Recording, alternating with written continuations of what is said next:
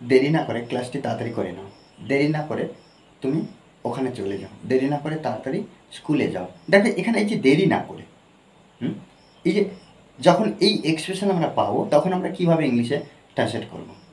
আমাদের মনে রাখতে হবে যে প্রতিদিন প্রতিদিন আমরা যে বাংলাতে কথা বলি, সেই বাংলাতে কথা বলা যে এক্সপ্রেশনগুলো ইংলিশে কীভাবে হবে আমাদেরকে কল্পনা করতে হবে, আমাদেরকে শিখতে হবে, তবে কিন্তু আমরা ইংলিশে ট্রান্সলেট করতে সক্ষম হব। দেখো আজকে যে এক্সপ্রেশনটা দিয়েছি কি, দেরি না করে। যখন আমরা দেরি না করে দেখব তখন আমরা কি করব, গেট ডাউন,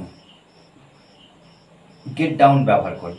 তারপরে দেখো যে কাজের কথা বলা হবে, সেই এই যে খাওয়া শুরু করো, দেরি না করে খাওয়া শুরু করো, দেরি না করে খাওয়া শুরু করো, তাহলে গেট ডাউন। আর এই যে খাওয়া, ইট, ইট মানে খাওয়া, তাহলে আমরা কি ডাইরেক্ট গেট ডাউন ইট বসাবো না, টু বসাবো প্রত্যেকবার।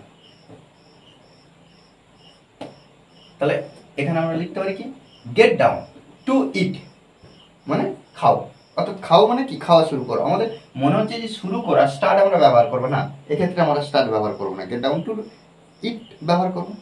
ওকে, তাহলে এখানে আমরা লিখতে পারি গেট ডাউন টু ইট। এবার কি খাওয়া শুরু করো, দেখো বাক্য আমরা এইভাবে কিন্তু বাড়াতে পারি যে ভাত খাওয়া শুরু, তাহলে gate down two eat rice, ভাত খাওয়া শুরু করো, দেরি না করে, দেরি না করে লেখা শুরু করো। তাহলে এখানে আমরা একইভাবে get down to, to verb বসাবো। আর দেখতে পাচ্ছি টুর পরে এই যে টু, এর পরে যে ভার্বটা ব্যবহার হচ্ছে সেটা কিন্তু V1 ভার্বের present form, base form. Gate down two কি, লেখা, রাইট, রাইট মানে কি, লেখা। এখানে কিন্তু আমি বাক্যের যে স্ট্রাকচারটা সেটা লিখে নিই। এখানে আমরা তাহলে বাক্যের স্ট্রাকচারটা আমরা সবাই বুঝতে পেরেছি অলরেডি, যে গেট ডাউন টু ইট,